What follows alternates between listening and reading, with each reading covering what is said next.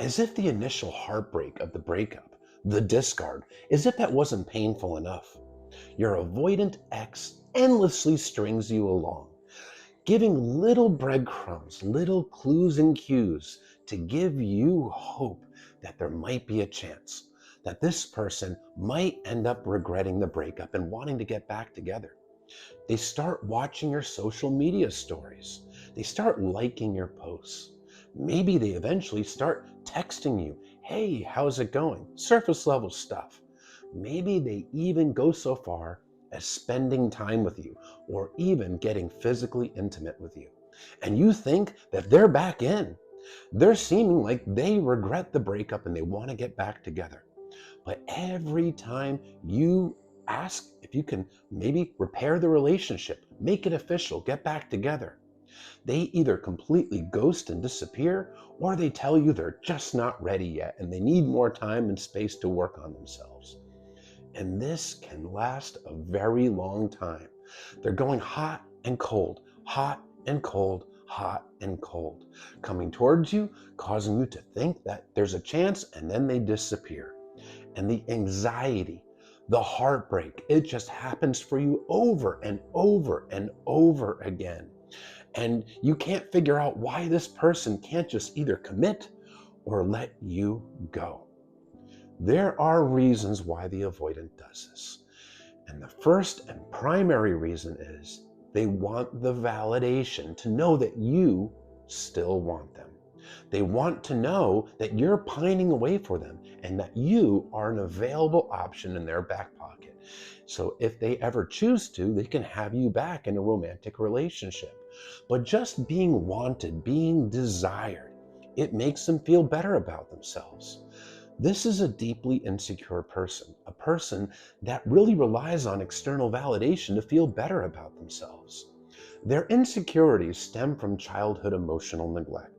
This is a person that was consistently neglected as a child emotionally. Their basic needs were met, clothing, food, housing, but their emotional needs were not met, often growing up in households where you don't talk about feelings. And this caused them to feel like it was something wrong with them. They personalized it. I must be defective. I must be unlovable. And they carry this wound to being an adult if they haven't worked on themselves. And because of this neglect, they feel very unsafe and very uncomfortable being vulnerable, being emotionally intimate with somebody, taking those walls down. Because they have the subconscious fear that if I lower my wall, my partner's going to figure out that I'm not good enough and I'm going to get rejected. I'm going to get abandoned.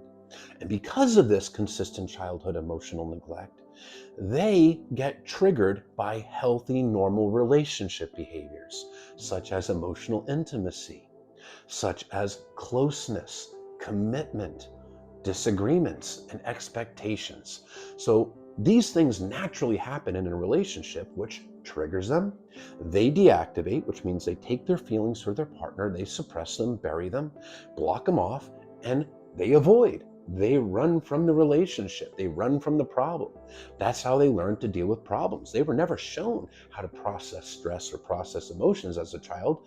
So what they had to do is figure it out on their own. And what they figured out to do is to suppress it, bury it, and run from it. So they have this deep insecurity, this feeling of being unlovable, and every time you take the breadcrumbs, you are confirming to them that they are desirable, that they are wantable, and that makes them feel better about themselves. But their insecurities are still there. They're not healed. They're not working on themselves. So every time it gets too real and you put the expectations or the pressure of getting back in together with the relationship, it triggers them again, they deactivate and pull away. So it really is primarily about that external validation that they so desperately desire from you. But they also want to know that you don't hate them, that you aren't angry at them, that you're not holding a grudge against them, because that way they don't have to take accountability. See, this person still wants me. They don't hate me. See, I didn't hurt them that much. I'm not the bad guy. It helps them avoid accountability. Accountability is something that's very difficult for them because of that core wound of shame that they carry forward from childhood. That feeling of being defective, it's a shame wound. And if they were to take accountability and say, hey, I hurt this person, I did this wrong, in their own mind, it would confirm their own defectiveness, their perceived defectiveness. I did this wrong because I'm defective, because I'm not lovable, because I'm a bad person.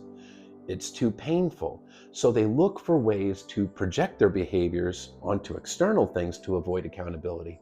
But they also look for confirmation from you that you still want them, which helps them escape that shame wound. It helps them escape accountability and feeling defective and feeling like a bad person. Because if you still want them, that means that they're not the bad guy. Ultimately, when the avoidant is breadcrumbing you, it's all about them. They're considering their own feelings, wants, and needs in the moment. They're not considering the anxiety and the torture it's putting you through.